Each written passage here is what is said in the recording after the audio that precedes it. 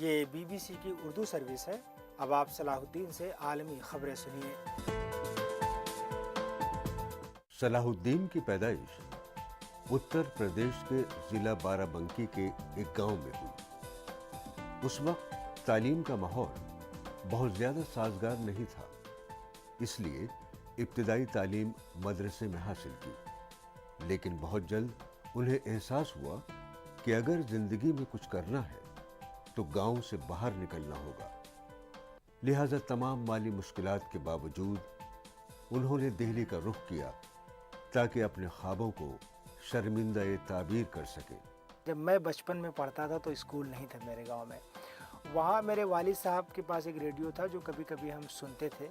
और आप यकीन जानिए कि जब बीबीसी की हम खबर सुनते थे उस बचपन में, तो हम तसव्वुर भी नहीं कर सकते थे। मतलब उसको सुन के इतनी खुशी होती थी कि हम सोचते थे कि अरे हम बीबीसी सुन रहे हैं। उस इदारे की बातें सुन करके हम ये सोचते ही नहीं थे कभी कि हम इतनी बड़ी उस पे आएंगे या कुछ करेंगे। लेकिन आज जब मैं वहाँ से यहाँ पहुँचा हूँ तो यकीनन बहुत बेहद खुशी होती है। ज़रा मैं सोचता हूँ कि एक वो दौर था कि मैं अपने गांव से पैदल पढ़ने जाता था दूर 3-4 किलोमीटर स्कूल में। और आप अंदाज़ा करें कि 15 मई तक छुट्टी होते होते इतनी शदीद गर्मी पड़ने लगती थी कि उस गर्मी में पैदल आना और पैदल जाना होता था। सलाहुद्दीन भाई जब पढ़ रहे थे उस वक्त हमारे घर के माशी हालात बहुत ही ज़्यादा कशीदा थे।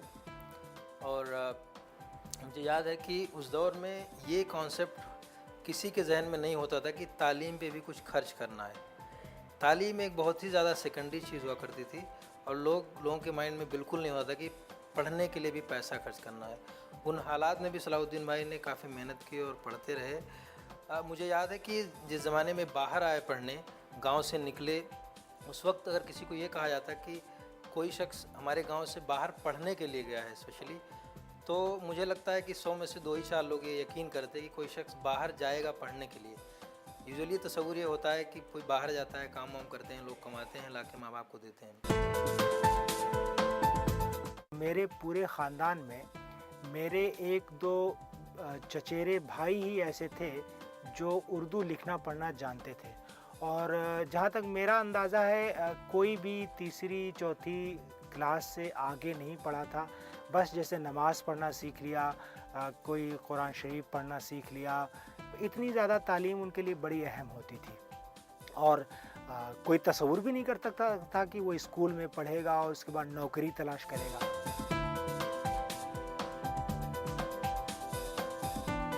कभी कभी तो ऐसा वक्त आता था कि एक वक्त हम चावल बना के या एक वक्त रोटी बना करके अपने हाथों से आटा गूंथते थे। कभी कभी मिर्ज़ा साहब जो है खुद आटा गूंथते थे, मैं रोटी बनाता था और दोनों एक साथ मतलब खाया करते थे।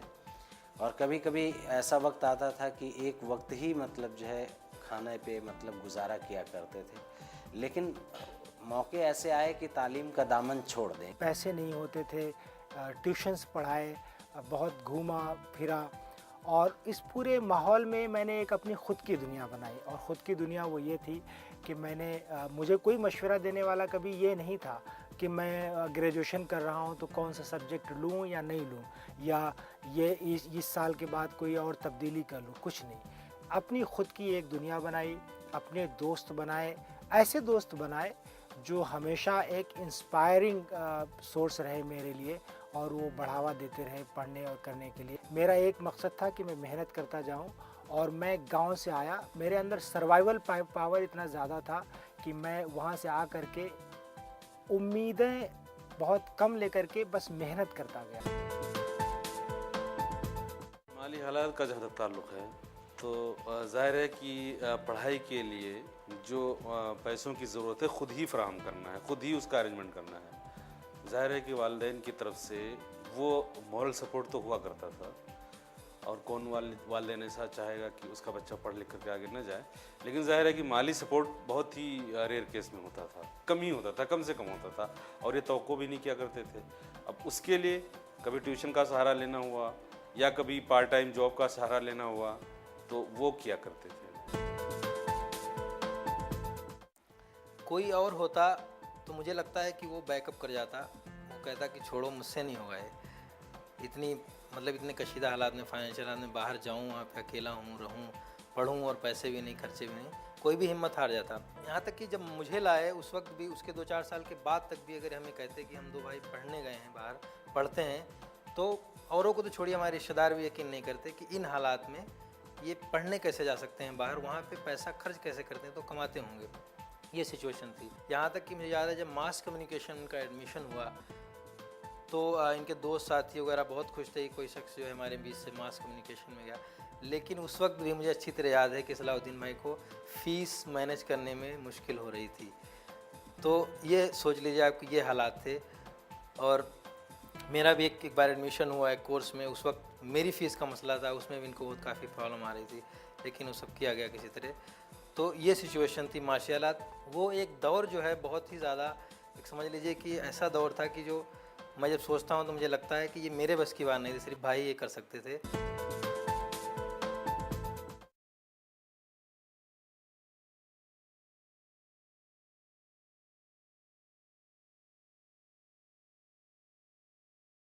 दिल्ली में दौरान तालीम सलाहुद्दीन ने हर चैलेंज को कबूल किया और दिल शिकन हालात के बावजूद जामिया मिल्लिया इस्लामिया के आलमी शोहरत याफ्ता इदारे मास कम्युनिकेशन रिसर्च सेंटर में दाखिला लिया, जहां उन्होंने फिल्म और टेलीविज़न प्रोडक्शन में मास्टर की डिग्री हासिल की और अमली मैदान में कूद पड़े और अपनी धुन और सलाहियत की बदौलत अपनी जुदागाना शनाख्त बनाई। ये कोई ज़रूरी नहीं कि आप बड़े घर में, मालदार घर में पैदा हों तभी कुछ कर सकते हैं। दुनिया में ऐसी बहुत सी शख्सियात हैं जिन्होंने गुर्बत में पला बढ़ा और बहुत कुछ किया। खुद इकबाल कहते हैं कि खुद ही न बेच गरीबी में नाम पैदा कर। तो मैंने इन सब चीज़ों को नहीं देखा। बहुत से लोग डिस्करेज करते थे। इनफैक्ट मेरे कई रिश्तेदार थे जो इस बात पे हंसते थे कि मैं फिल्म मेकिंग में जाऊंगा, मैं फिल्म इंस्टीट्यूट में पढ़ूंगा और मैं क्या नाचूंगा गाऊंगा, ये सब कहते थे। लेकिन इन सब चीज़ों का मुझ पर ज़्यादा असर इसलिए नहीं हुआ कि मैं हमेशा जिस चीज़ पे एक सोचता था कि मुझे करना है, मैं उस राह को इख्तियार किया ये सोच के कि मुझे इस मंजिल को पाना है, मुझे इस मंजिल को पाना है। और फाइनली मैंने एडमिशन लिया वहाँ पे और पढ़ता रहा। उस ज़माने में भी कई बार लोग ताने देते थे कि इससे अच्छा कुछ और कर लेते, ये कर लेते, वो कर लेते, लेकिन नहीं, मेरी जो एक सोच थी वो मैंने किया। पढ़ाई के बाद भी मुझे बहुत स्ट्रगल करना पड़ा। ये दौर हमारे लिए बड़ा मुश्किल था कि मतलब एक तरफ हमारे साथ फाइनेंशियल कंडीशंस, दूसरी तरफ फादर्स की अपनी प्रॉब्लम, सिस्टर की शादी वगैरह और सारी चीज़ें, और तीसरी तरफ सोसाइटी के कमेंट्स काफ़ी डिस्टर्बिंग थे। लेकिन सलाहुद्दीन भाई ने इन चीज़ों को नहीं ध्यान दिया। इनके अंदर एक बहुत बड़ी अहम चीज़ ये है कि ये लोगों के, जो लोग कहते हैं कुछ, उसको ये ज़ुबानी तौर पे जवाब नहीं देते, इनफैक्ट एक्शंस के थ्रू जवाब देते हैं। और धीरे धीरे उन्होंने काफ़ी मेहनत की और वो जवाब लोगों को मिल गया। क्लासमेट के हैसियत से देखा जाए तो बहुत ही काबिल लड़कों में से तो नहीं थे, एवरेज स्टूडेंट थे। लेकिन यह है कि हमेशा जो है ये फ्यूचर के बारे में सोचा करते थे और ये सोचते थे, लोगों को देख करके रश्क किया करते थे। अब मेरे ख्याल से पढ़ने में भी मेहनत करते थे, बहुत काफ़ी मेहनत करते थे। तालिब इल्मी के ज़माने से मैं इन्हें जानता हूँ। इन्होंने एक तो बहुत ही बेहतरीन इदारे में अपनी सलाहियत से दाखिला लिया और वहाँ से अच्छे तरीके से वहाँ पर उन्होंने कामयाबी हासिल की और बहुत कम अरसे में इन्होंने टेलीविज़न में, बहुत कम अरसे में इन्होंने अपना मुकाम बनाया और फिर वहाँ से कुछ ही दिनों में बराह रास्त ये BBC में आए, जहाँ से मेरा इनका बराह रास्त रब्ता रहा है। तो ये जो सफ़र इनका रहा है ये इतनी तेज़ और इतना अच्छा रहा कि मुझे लगता है कि इन्होंने जो इनके अंदर जो अपनी खुद एतमादी थी, जो सलाहियत थी और जो इनके अंदर जो जोश और जज्बा था, वो मुझे लगता है कि इन्हें कामयाब करने में और यहाँ तक लाने में उसका बहुत बड़ा किरदार था, बहुत बड़ा किरदार था।